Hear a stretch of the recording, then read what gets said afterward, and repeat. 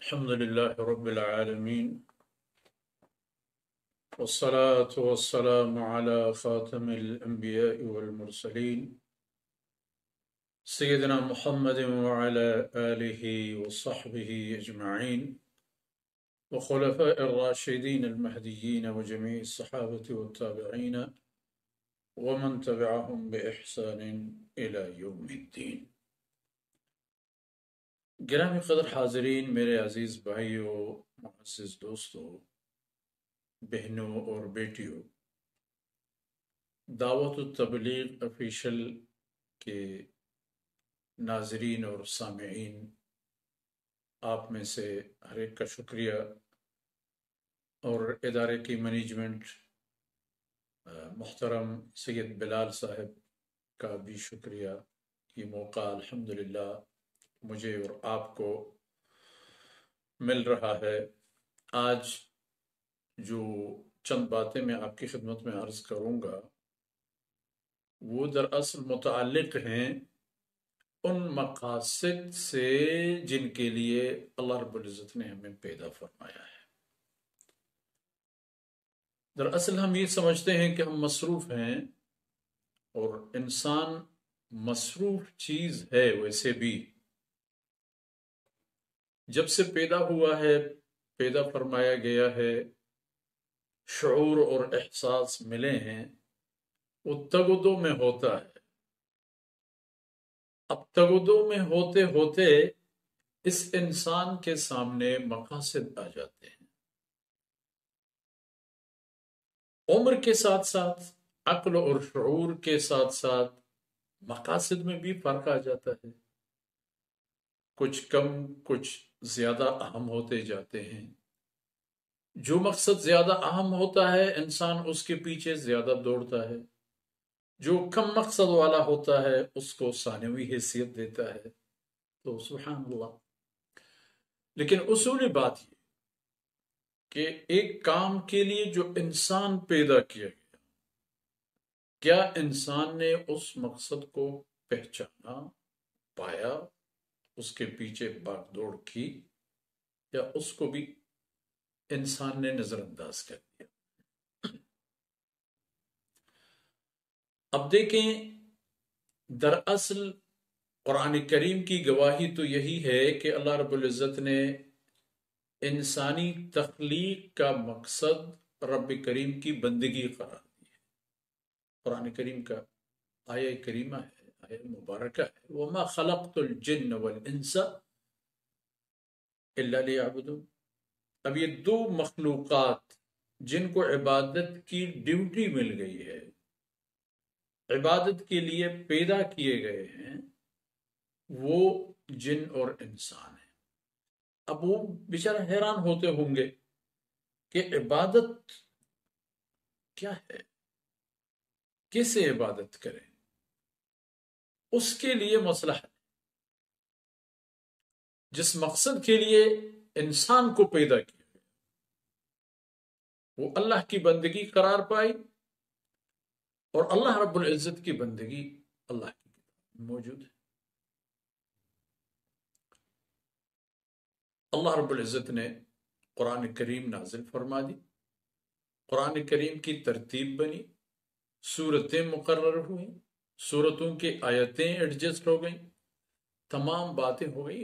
اس زمانے میں جو بنفس نفیس جناب رسول اللہ صلی اللہ علیہ وسلم تشریف فرماتے، صحابہ کرام کی موجودگی تھی، اور ایک ایک باتیں احکام الہی کی صورت میں نازل ہوتی تھی. قرآن کریم کی بعض آیتیں تبدیل بھی ہوتی تھی، جسے نسخ کہا جاتا ہے. ما ننسخ من آیت او ننسها نأتی بخیر منها او مثلها. قرآن کریم میں یہ موقع بھی آ گئے. اب اللہ رب العزت نے حکم نازل فرمایا، اس حکم کو جناب رسول اللہ صلی اللہ علیہ وسلم نے عملاً صحابہ کرام کو کر کے دکھا دی. صحابہ کرام آپ صلی اللہ علیہ وسلم کو اس عمل کی انجام دہی میں قریب سے دیکھتے تھے اور گواہ ہوتے تھے، اور آپ صلی اللہ علیہ وسلم کی موجودگی میں وہ عمل کر لیا کرتے تھے. نماز کا طریقہ ہو، وضو کا طریقہ ہو، اور دیگر اخلاق حسنے کے طریقے ہوں، دیگر عبادات ہوں، معاملات ہوں، کوئی بھی حلال و حرام کی بات ہو یا تمیز ہو یا ان میں کسی بات کی تشخیص ہو، یہ تمام معاملات آپ صلی اللہ علیہ وسلم نے قرآن کریم کی روشنی میں صحابہ کرام کو فرما دیے۔ یعنی عجیب بات تھی کہ رسول اللہ صلی اللہ علیہ وسلم حلت و حرمت سے متعلق اللہ رب العزت کے احکامات کے علاوہ از خود کبھی کچھ نہیں فرمایا کرتے تھے۔ جو کچھ فرماتے تھے اللہ رب العزت کے حکم اور امر سے فرماتے تھے، اور اللہ رب العزت نے آپ صلی اللہ علیہ وسلم کو اگرچہ عقل سلیم کا وہ مقام اور معیار عنایت فرمایا تھا کہ جس تک آپ کے علاوہ دیگر انسانوں کے لیے پہنچنا ناممکن بات ہوتی۔ تو مطلب مقصد زندگی کی جب بات آ گئی کہ انسان اس مقصد کے لیے پیدا ہوا تو اس کے لیے قرآن موجود ہے، اور قرآن کے نزول کے بعد یہ ساری باتیں آ گئی۔ اللہ نے فرمایا وَمَا كُنْتَ تَدْرِي مَا الْكِتَابُ وَلَا الْإِيمَانُ، آپ تو وحی الہی سے پہلے نہیں جانتے تھے کہ اللہ کا کلام کیا ہوگا، اللہ کی کتاب کیسی ہوگی، اور ایمان کیا ہے اور ایمانیات کیا ہیں۔ یہ باتیں رفتہ رفتہ آپ کے لیے کھل گئی، ان کے لیے ایک عرصہ لگا، لیکن قرآن وہی ہے۔ آپ صلی اللہ علیہ وسلم کا جیتا جاگتا وہ معجزہ کہ جو من وعن موجود ہے، یہ مسلمان کی گواہی ہو نہ ہو، کافر کی بھی گواہی ہے کہ قرآن کریم وہی قرآن کریم ہے جو آج دنیا میں پھیلا ہوا ہے، کہ جس کو پورے دنیا کے مسلمان پڑھتے ہیں، اور غیر مسلم میں سے کوئی بھی اگر قرآن سے کوئی اقتباس لینا چاہے وہ بھی یہی قرآن استعمال کرتا ہے۔ یہ وہی قرآن ہے جو محمد رسول اللہ صلی اللہ علیہ وسلم پر نازل ہوا۔ ایک عجیب خوشگوار حادثہ کہہ دیں، قرآن کریم کا معجزہ کہہ دیں، یہ تقریباً 2 یا 3 سال پہلے کی بات ہے۔ شاید میرے عزیز سامعین اور ناظرین میں سے بہت سارے لوگوں کی نظر سے یہ بات گزری ہوگی، کیونکہ عالمی میڈیا میں یہ بات آ گئی تھی۔ کچھ بات اس طرح ہے کہ 2 یا 3 سال پہلے غالباً برطانیہ کی برمنگم یونیورسٹی میں ایک کتاب کا نسخہ ہاتھ آیا، اور وہ بھی مشرقی علوم کے بلاک، ان کے ڈپارٹمنٹ، جو طلباء وہاں ریسرچ کرتے تھے مشرقی علوم سے متعلق یا مشرق وسطیٰ کے آداب اور تہذیب سے متعلق، انہیں ایک پرانی سی کتاب ملی، بہت پرانی۔ یہ لوگ حیران رہے کہ دیکھ لیں یہ کیا ہے، پتہ چل ان کو اندازہ تو یہ ہوا کہ یہ بہت پرانی کتاب ہے کوئی۔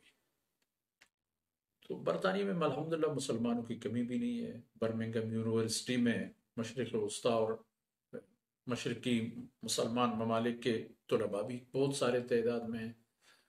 تو انہوں نے چند ایک طلباء کو طلب کیا، مشرقی علاقوں کے، مشرق وسطیٰ کے عرب علاقوں کے چند طلباء کو بلایا، اور ان سے کہا یہ دیکھ لیں یہ کیا ہے۔ انہوں نے دیکھ لی اور حیران رہ گئے، یہ تو قرآن کریم کا ایک بہت قدیمی نسخہ ہے، قرآن کریم کا ایک بہت قدیمی نسخہ۔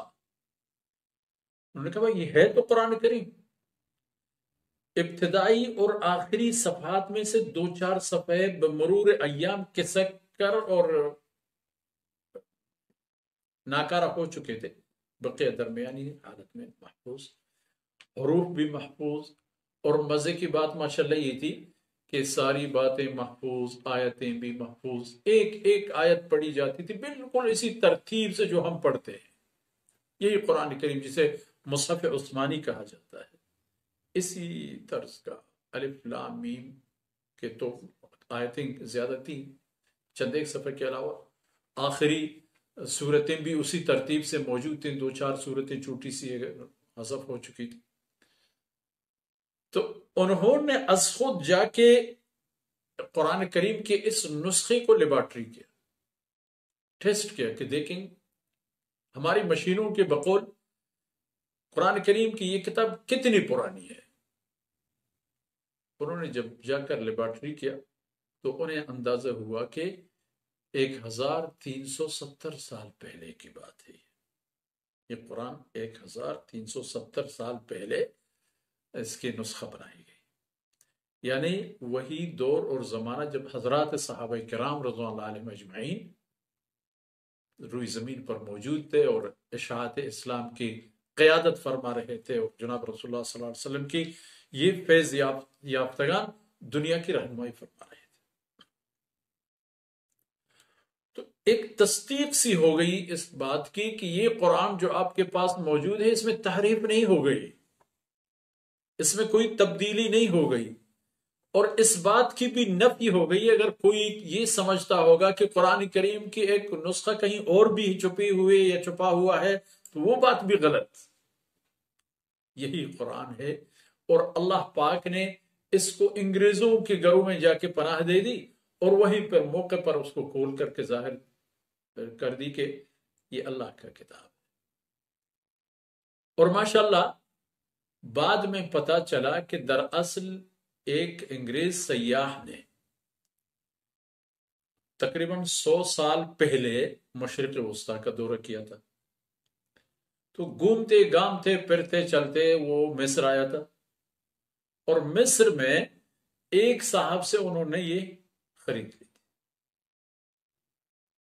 اسے بھی پتہ نہیں تھا کہ یہ کیا ہے، لینے والے تو یہ سمجھتے ہے تو بہت پرانی کتاب، اس نے ایک بہت پرانی یادگار چیز سمجھ کر کے لے لی اور اپنے پاس رکھی، اور بعد میں پتہ چلا کہ اس کے ابتدائی 1-2 صفحہ کسی نہ کسی طرح فرانس میں بھی پہنچ گئے تھے، وہاں کسی یونیورسٹی میں بھی ان کو چیک کر دیا گیا تھا اور بتا دیا گیا تھا کہ یہ اتنے عرصے کی کوئی کتابی چند اوراق ہیں۔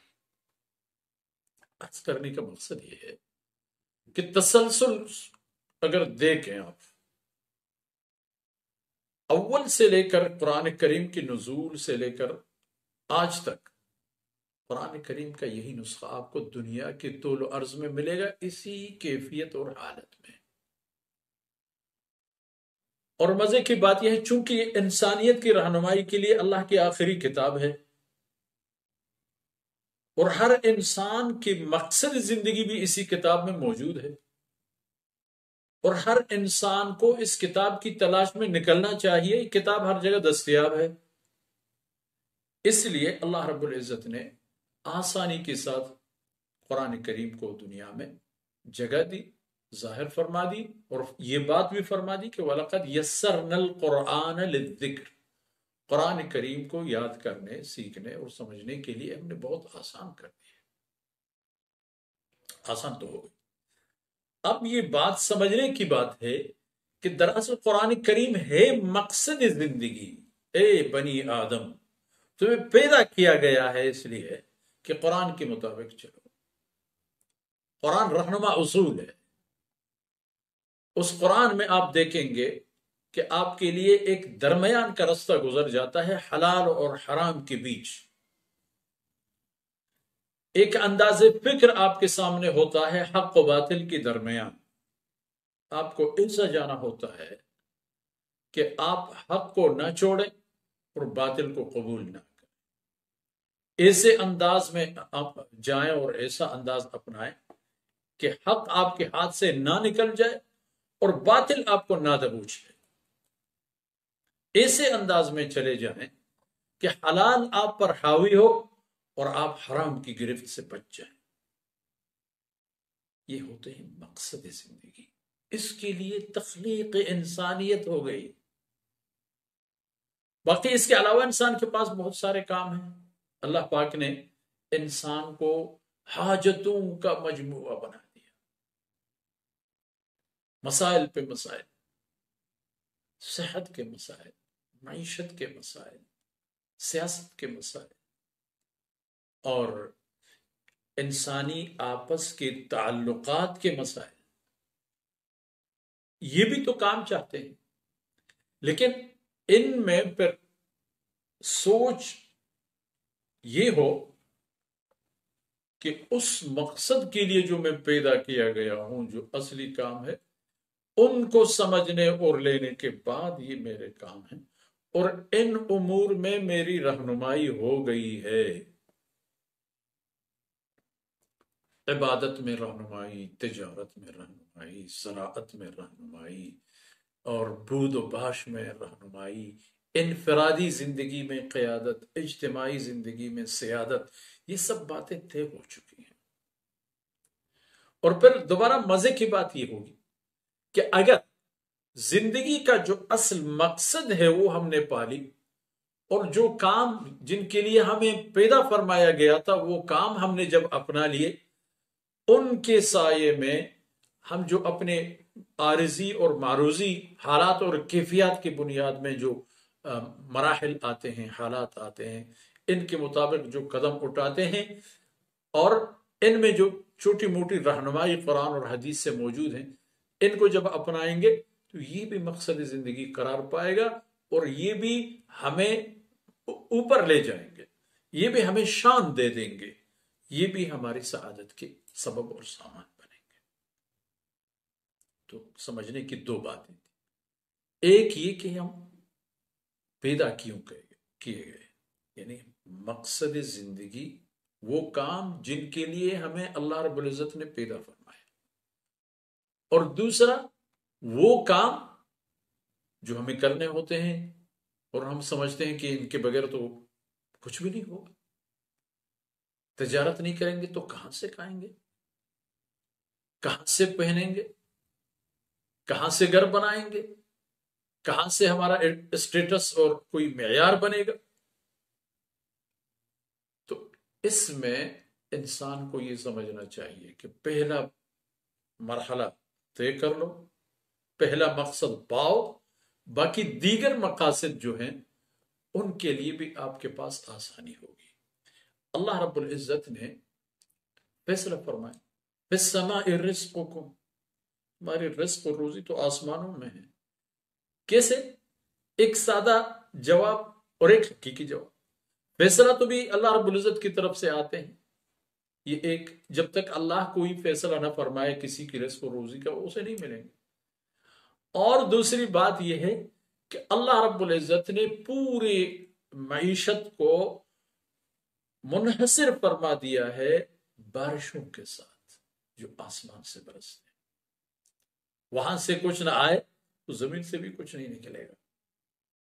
پھر سمائے رزق، روزیوں کا فیصلہ آسمان سے ہے، لیکن انسان، آسمان میں تمہارا بس نہیں چلتا، آسمان پر تمہارے اختیارات نہیں چلتے، زمین کی گہرائی میں بھی تمہارے اختیارات نہیں چلتے، زمین کے سینے پہ اپنے قدم ٹاپتے ہوئے جب جاتے ہو، اس میں کچھ نہ کچھ کر سکتے ہو۔